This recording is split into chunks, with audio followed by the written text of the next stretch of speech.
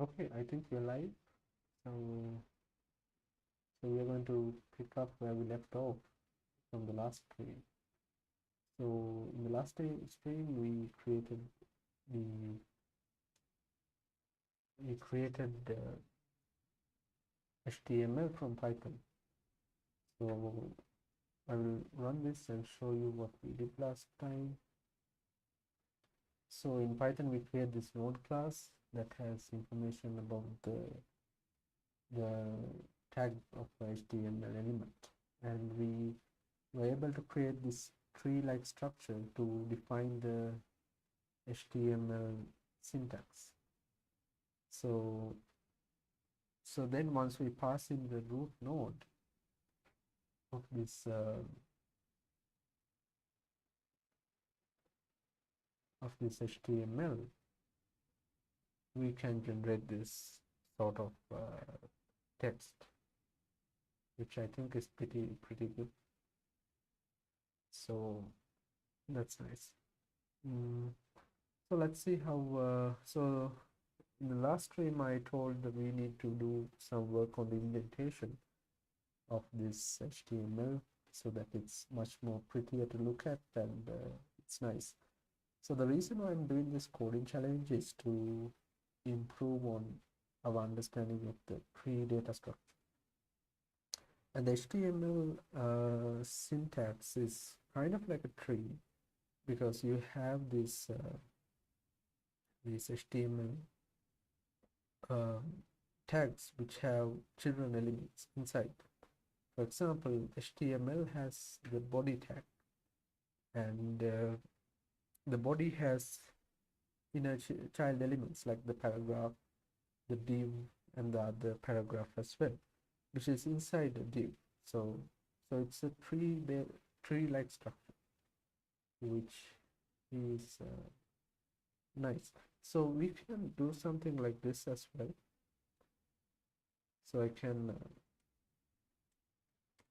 dump all of this information into an HTML file, right? And then we get something like this.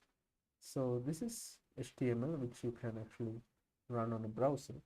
So what I am going to do in this stream is to basically format this HTML so it looks nice. So what I mean is I need my program to be able to do something like this, where it indents the tags based on how the level which it is in. So we just add spaces to denote the indentation, and yeah, we do something like that. So it looks a bit more clean and easier to read, and you can see the label hierarchy as well. So that's what I'm going to do in this stream. I hope you guys enjoy and learn something about trees, I guess, and how we can use them. So yeah, this is good. So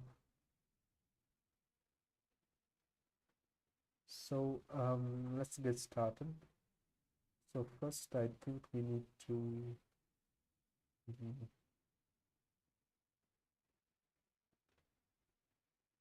first thing that we need to do is, so when we are given an element, we need to find out how how deep it is in the tree. So for example, the HTML node is in the top, so it has a level of 0, or you could say 1, but the body tag is under the HTML, so it has a level of 2, sorry, of 1, because the HTML is on top of it. So the paragraph tag has a level of 2 because it has 2 parent elements on top of each other. So for example, then the paragraph tag that's inside the div has a level of 1, the div, then 2, and then 3. So it has a level of 3. So likewise, we need the function that can find the level the node is in the tree. You can do that by counting how many parent elements are on top of that element. So that's what I'm going to do first, because that's the important function that we need to do indentation. So we need to find the level. So I'm going to create a method inside the node class, and so that we can call this method to get the level of the node. So let's call it get level, pass in self, and here if the parent of the node is not defined, that means its level is 0 because it's the root node. So if it's not the root node, then we need to define a variable called current parent, which is self.parent, and then we need to keep track of the level. So, and then we need to calculate the level. So while not current parent no, so the level will increment by 1, and then we modify the current parent to point to its parent. So we are getting the parent's parent, and we are going to move up the tree from our node, and then we are going to count the level. Once we count the level, we can simply return it. We can return the level, and then we have effectively created a method that can get the level of the component of the node. So this is good. This is a good starting point, and now we can calculate the levels of our nodes that we have created. So I'm going to comment this out, and I'm just going to test my function that we created. So the level of the root node is and then we simply do get level like so, and then we can run this. So we can see the root node is the root node of the HTML, so it's obviously going to be 0. That's correct. And then we can do HTML node. So the HTML node is let's see what's its level. Then the body node, you can see the level of that also. Okay, so it should print 0, and for the body node it should print 2, I think. So yeah, so the HTML node is below the root node, so it's 1. The body node is below the HTML node and the root node, so it's 2. So it makes sense. And likewise, we can do something to this paragraph node, which is inside the div node. So this one, paragraph node 2 is the level of the paragraph node 2. Okay, let's see what we get. So the paragraph 2 node is 4. Why is it 4? So it's 4 because it's in a div node, and the div node is in the body node, and the body node is in the HTML node, and the HTML node is in the root node. So there is basically 1, 2, 3, and then 4. So it has 4 parents above it. So that's why the level is 4. So that means our method works. We can use this to indent our HTML generated code. So there are three places where we generate HTML code. So one is we generate the node head, then we generate the inner text, then we generate the foot, that means the footer, that means the closing tag of the HTML element. So for each of these three places we need to add indentation. So I need to create like a common method that we can use to add indentation so that we don't duplicate our code. So what I have in mind is something like apply or set indentation. Okay, set indentation, and then we pass in the current node and whatever text we need to display. So the level is the current node dot get level, and then we return. So if the text is like, okay, hold on. So if the text is empty, which means it's an empty line, then we just return the empty line without doing anything else, because the empty line means there is nothing to print. So it's good that we handle this case, and then we can simply create like an indentation is basically like a tab. So a tab is usually 4 spaces. So in Python you can do something like this to represent a tab, right? So tab is like this, so a string with like 4 spaces. So we can return tab times level. That means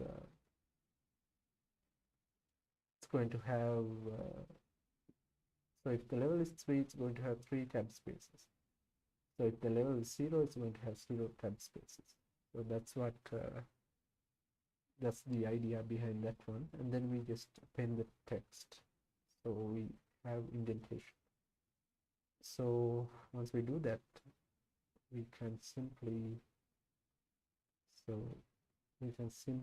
do set indentation, and then pass in the current node, and we do that, and then we add that to the buffer.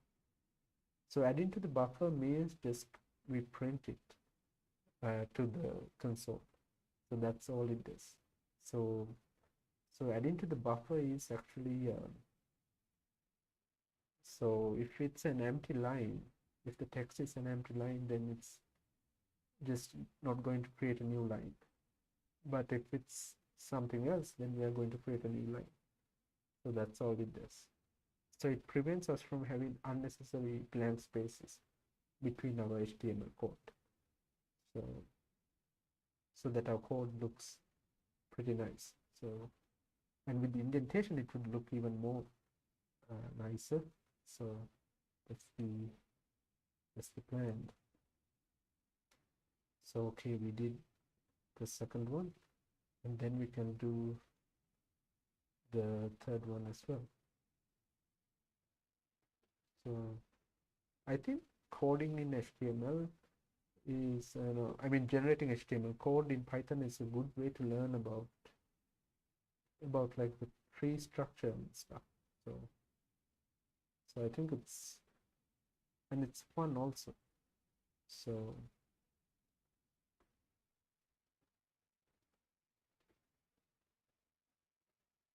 I'm just going to create the last one like so, and render node like that, and then I think it should be okay.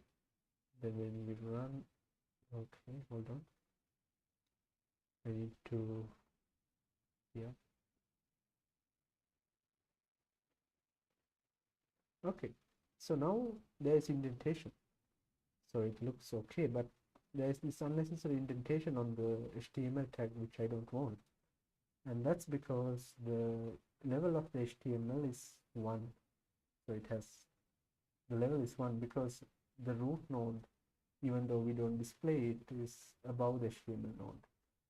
So what we can do is, since we define this common function, we just subtract 1 from this. Okay, and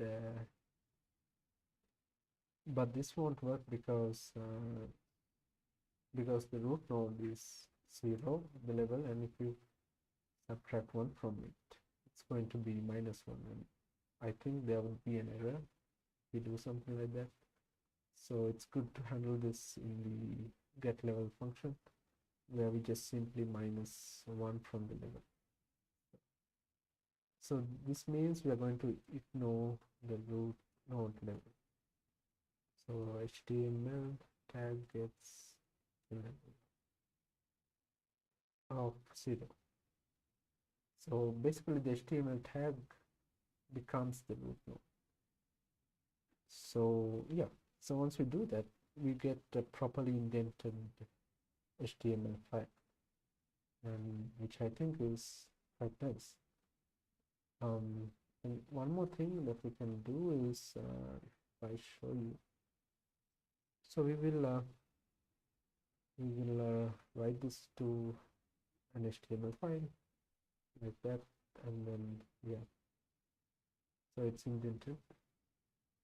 I just don't like the fact that the text in the paragraph tags are in the same line as the paragraph tags. So I would like if we can do something like this, like have an indentation like so. I think that would look much better, and I think we can do that as well. We just need to figure out a way to do it. So let's see.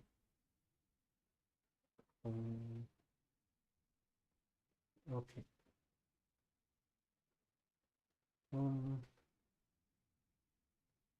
So we are going to print the text, the inner text in this line, right? And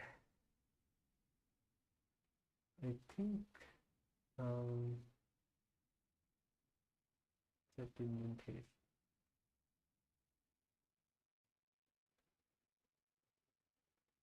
So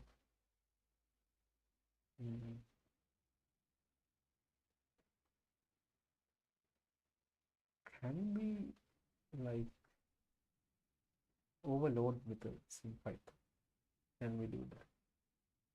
Because I want to overload this method, like I want to duplicate this method but have one more extra argument. I suppose we can do it by default parameters. It's a language feature in Python where you can pass in like default parameters that you don't need to send, so they're like optional. So I just want to say, like, if I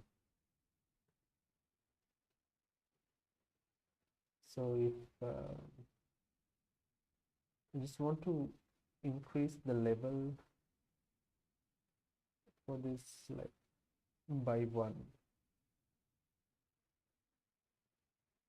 just for this line, so that I have indentation. So the indentation of this element is 4, but just for this line I want it to be 5. So I need a way to tell the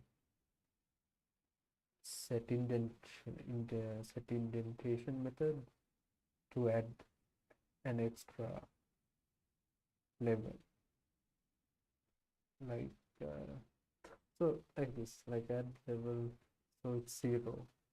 By default it's 0. So here we just add levels, so anything plus 0 is 0, but just for this case we can just pass in 1, and then I think, let's see, oh yeah, so it works. So we just can do this. So now it indented properly, so that's nice. You can even add, I believe, 5 if you want to, like any value, and yeah, it would indent it. The reason why this is much more further away than this one is because same we added 5, but this one had uh, the initial level of this was 4, so this is basically 9 tab spaces, and this one's initial level was I think 3, so this one is 8. So there is that's why there is a difference. So you can just keep it as 1, and then we run that, and I just want to put this to a file so that we can see properly. So let me close this. Okay, so this is the complete file, and I think it looks okay, and I think we can, yeah, if we want, we can nest elements. So let's say we want to add like one div inside the paragraph node, like this, right? So we can do that. So let's see, so we can use our methods and just subdiv node, it's inside the paragraph 2, it's a div, it's a class of, let's say, container, I guess. And can it have text? Yeah, it can have text.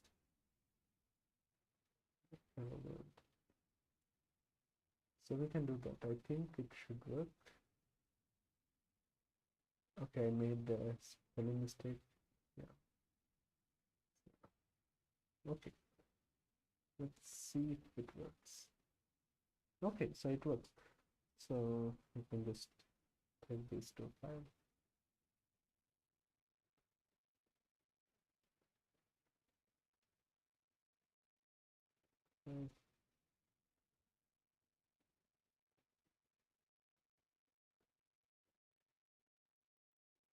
Let me run it again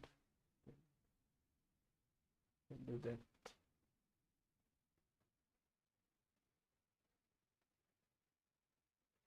All right, so this is the file, and yeah, we can nest as many elements as we want to. So yeah, so all we did was just define objects. Like that's all we did. Just call the method, and the method just generates the tree, the HTML syntax for you. So I think that's pretty nice. So yeah, this is pretty cool. So we can explore this tree like in much more detail. Like we can analyze this tree. So we can analyze the tree and then find elements that have like common levels. For example, let's say we want to find the nodes which have like, the same level. So basically the div node and the paragraph node is in the same level. So we can write functions that do those things, and like that analyze the tree and traverse the tree and do all those things. So I think that's pretty cool. So in the next streams, I would continue to explore this tree structure, HTML tree, and then see what we can do with it. So I think this is a good way to learn about trees, and because trees are like really interesting, and also we can do optimization as well. So for example, now every time we need to set the indentation, we always call the getLabel function, which is not that good because every time we call that one, we run a loop to find the level. So this thing should be eliminated, and we need to optimize it so that at least we can cache the result and only use it when we need to. So one simple trick that we can do is just compute it once, right? We don't need to compute it every time because we don't change it. So the tree isn't dynamic, so we can get away with like computing it once. So let's see how we can do that. So we just create a level variable that is like, let's say -1 for now, and then okay, we will name it to node level so that we don't conflict it with the level local variable, right? So right, so here we can just say self.node level is level, and then we simply return the self.node level. And now here, if the self.node level is greater than 0 or greater than or equal to 0, we simply return this node level. So this prevents us from recalculating the value again and again. So if we have a large HTML tree, we don't need to recalculate the level every time we call set indentation. So this is a quick way to like optimize the code, and as you can see, it still works as expected. And yeah, so a nice trick that we can do to do some optimization is just to, you know, store the computations that you did in memory, and then if you need to recompute it again, you just use what's already there in the memory. So this way you don't need to recompute it every time. Yeah, so that's the other thing. And I think now this this is done for the most part. Yeah, so this is good. So in the next streams, I think I would mainly focus on analyzing the trees that we create, like finding out how many elements are in the same level and what elements are in the same level and those kind of things. So I think that's good. I think that's a good way to get some,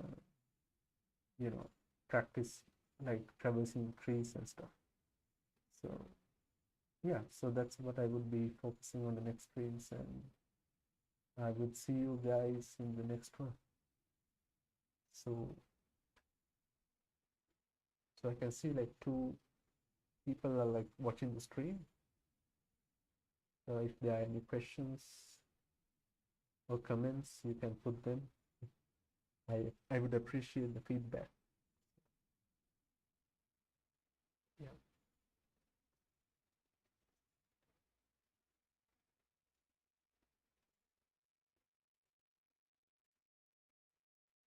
All right then. So if you are not subscribed to the channel, you can do so and subscribe. And yeah, I would see you guys in the next stream. Thanks. Thank you. Thank you for watching. Take care. Bye.